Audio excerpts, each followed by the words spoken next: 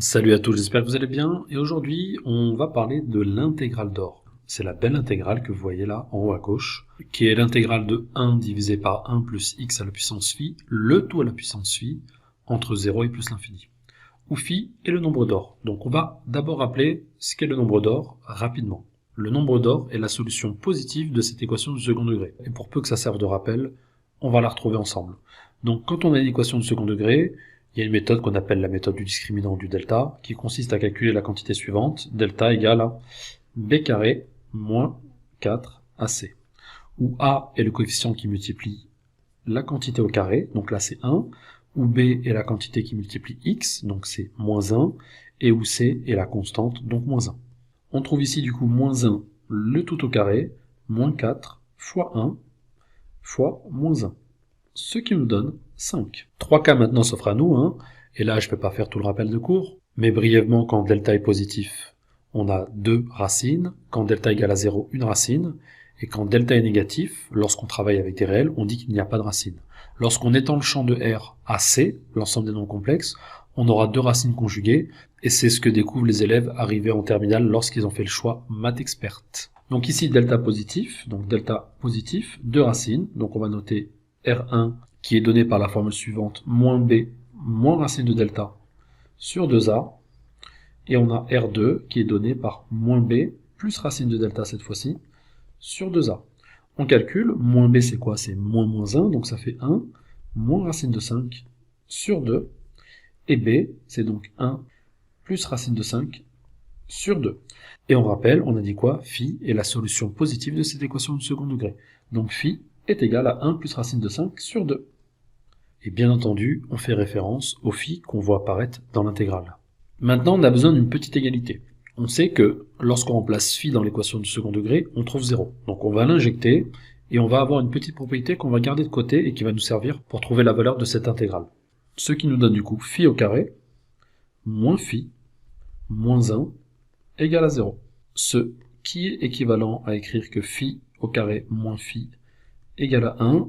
Je divise par phi de part et d'autre, j'ai donc phi au carré moins phi divisé par phi égale à 1 sur phi, ce qui me donne ici phi moins 1 égale à 1 sur phi, et je trouve à la fin phi est égal à 1 plus 1 sur phi. Allez, j'ai fait un peu le ménage et j'ai mis là dans le petit carré vert les deux informations dont on a besoin pour poursuivre. Deuxième chose dont je veux vous parler, c'est de la fonction gamma. On va en parler rapidement, hein, c'est une fonction très importante en mathématiques. On va juste définir la fonction gamma et quelques propriétés de la fonction gamma. Alors, voici la fonction gamma, c'est une fonction de x qui vaut l'intégrale entre 0 et plus l'infini de t puissance x moins 1 exponentielle de moins t dt. Donc l'intégrale est calculée pour la variable dt, ce qui va nous renvoyer une fonction de x. Et ici, je fais apparaître deux propriétés remarquables dont on aura besoin pour la suite de l'exposé. On ne va pas les démontrer maintenant, mais ces deux propriétés sont assez facilement démontrables. On peut montrer que gamma de 1 vaut 1 et que gamma de x est égal à x moins 1 fois gamma de x moins 1. Et j'ai oublié de le mentionner, mais on va le mentionner maintenant, cette intégrale est définie pour x appartenant à R, donc pour un réel, avec x strictement positif. Et de la même façon, je vous introduis une autre fonction dont on aura besoin, la fonction bêta, qui est une fonction à deux variables, de la variable x et de la variable y, où x et y sont strictement positifs, et on a bêta de xy qui vaut l'intégrale entre 0 et plus l'infini de t puissance x moins 1 sur 1 plus t, le tout à la puissance x plus y, dt. Là aussi, on a besoin d'une propriété remarquable de la fonction bêta. Et on peut démontrer qu'il y a un lien entre la fonction gamma et la fonction bêta, et le lien s'exprime de la façon suivante, bêta de xy, c'est gamma de x fois gamma de y, le tout divisé par gamma de x plus y. Encore une fois, c'est facilement démontrable, c'est pas forcément agréable au niveau calculatoire, mais il n'y a pas beaucoup de compétences en jeu pour arriver à montrer ce résultat-là. Maintenant on a tout ce qu'il faut, je vais mettre un petit peu d'ordre, et on démarre le calcul de l'intégrale. Allez, on a tout mis en haut, tout est visible, et on démarre le calcul de l'intégrale. Alors, c'était pas mentionné, hein, c'est intégrale entre 0 et l'infini, mais implicitement, c'est plus l'infini.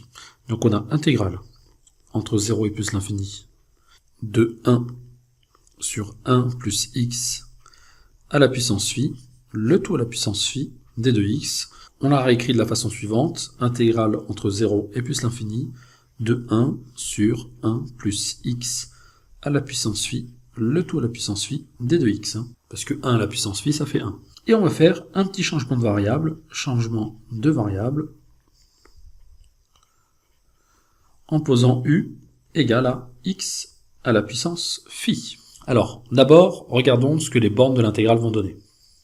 Je vais le faire envers ici. Quand x valait 0, ça implique que u égale à 0. Quand x tend vers plus l'infini, ça implique que u tend vers plus l'infini, pour la simple et bonne raison que phi est strictement positif. Donc les bornes de l'intégrale ne vont pas changer avec nos changements de variable. Maintenant, calculons notre d de u.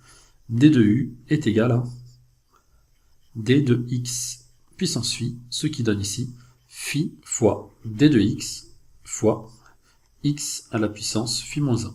Ce qui va me permettre d'exprimer d de x en fonction de d de u, et on va trouver ici, on a ici d de x qui vaut d de u sur phi x à la puissance phi moins 1.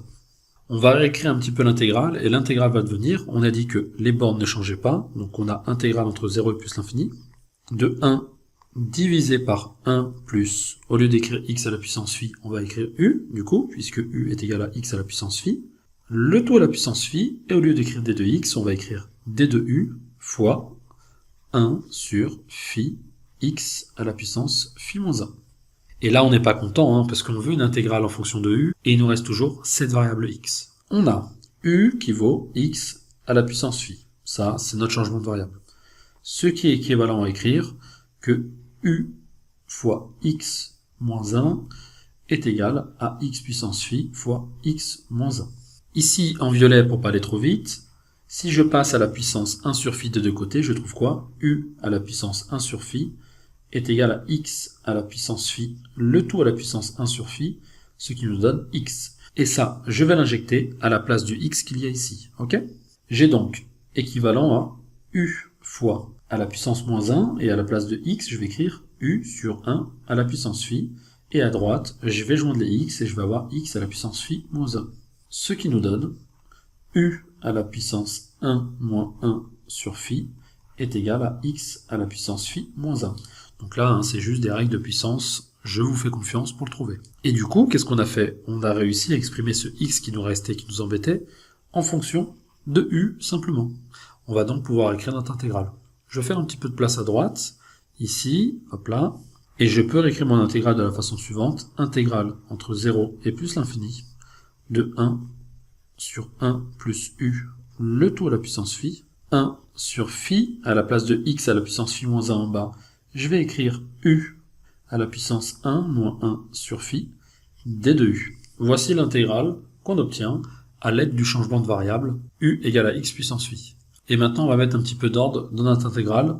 On a donc 1 sur phi qu'on va pouvoir sortir, 1 sur phi, intégrale entre 0 et plus l'infini, au dénominateur, on a 1 plus u à la puissance phi, et au numérateur, regardez, celui-ci va monter en haut, et donc on va mettre une puissance opposée. Donc là, on a 1 moins 1 sur phi, en montant là-haut, ça va devenir 1 sur phi moins 1, d'accord? Et on a u à la puissance 1 sur phi moins 1. Mais rappelez-vous, là-haut, on avait dit quoi? 1 sur phi, c'est égal à phi moins 1. On va donc injecter ça dans le résultat, et on obtient ici 1 sur phi, intégrale entre 0 et plus l'infini, de u à la puissance phi moins 1 sur 1 plus u à la puissance phi. On va faire un petit peu de ménage. Hop là. Maintenant, vous demandez bien où on va aller. Déjà, on va mettre une petite démarcation. Vous avez remarqué que je n'ai pas fait le calcul. Je n'ai pas fait phi moins 2 à la place de phi moins 1 moins 1. Et ça, c'est fait exprès. Donc on met une petite parenthèse ici en rouge pour la démarcation. Et ce que je vais faire en bas, je vais réécrire 1 plus u le tout à la puissance phi, de la même façon, mais un petit peu différente, et vous allez comprendre très bientôt pourquoi. Donc je vais effacer ça, et on va le réécrire de façon différente. C'est presque exactement la même chose, donc on a 1 plus u, on avait à la puissance phi, et au lieu d'écrire à la puissance phi, je vais écrire phi moins 1, entre parenthèses, et plus loin, plus 1. Donc je n'ai strictement rien changé, je l'ai juste réécrit. Et maintenant, pour vous aider, ce que je vais faire ici, je vais poser ici, en violet, a qui vaut phi moins 1, et b qui vaut 1. Et on va réécrire notre intégrale. On aura du coup ici l'intégrale qui va devenir 1 sur phi, intégrale entre 0 et plus l'infini, de u à la puissance a moins 1 sur 1 plus u à la puissance a plus b. Et maintenant, qu'est-ce que vous voyez? On voit clairement le lien avec la fonction bêta. Ici, quand on regarde la fonction bêta, on a bêta de xy qui vaut t, qui est la variable d'intégration, ok, à la puissance x moins 1 sur 1 plus t à la puissance x plus y. Donc là, on a quoi? U à la puissance a moins 1, le tout sur 1 plus u à la puissance a plus b d de u. On reconnaît la fonction bêta avec les deux paramètres a et b, ok? Donc cette quantité-là est égale du coup à 1 sur phi bêta de phi moins 1 et 1. Et oui, je sais, ça commence un petit peu à piquer. Mais on a bientôt fini, vous allez voir, soyez courageux. Maintenant, on va utiliser la formule qui nous donne un lien entre la fonction bêta et la fonction gamma. On avait ici bêta de xy qui valait gamma de x fois gamma de y sur gamma de x plus y. On va utiliser ça et on va se mettre à gauche et on va reprendre ici en bleu. On a du coup ici, on avait à la dernière ligne 1 sur phi bêta de phi moins 1, 1. C'est égal à combien si on utilise la formule qu'il y a ici? C'est égal du coup à 1 sur phi gamma de phi moins 1 fois gamma de 1 sur gamma de phi moins 1 plus 1. On se souvient que gamma de 1, ça vaut 1, donc on va faire un petit peu le ménage. C'est égal du coup ici à la ligne à 1 sur phi, gamma de phi moins 1 fois 1, donc on ne le met pas. Et en bas, on a moins 1 plus 1 qui donne 0, et il nous reste du coup ici gamma de phi. Et maintenant, ce qu'on va faire, c'est qu'on va utiliser cette propriété remarquable. On sait que gamma de x est égal à x moins 1 fois gamma de x moins 1. Ok? Donc ici, gamma de phi, c'est égal à quoi? Bah, c'est égal à phi moins 1 fois gamma de phi moins 1.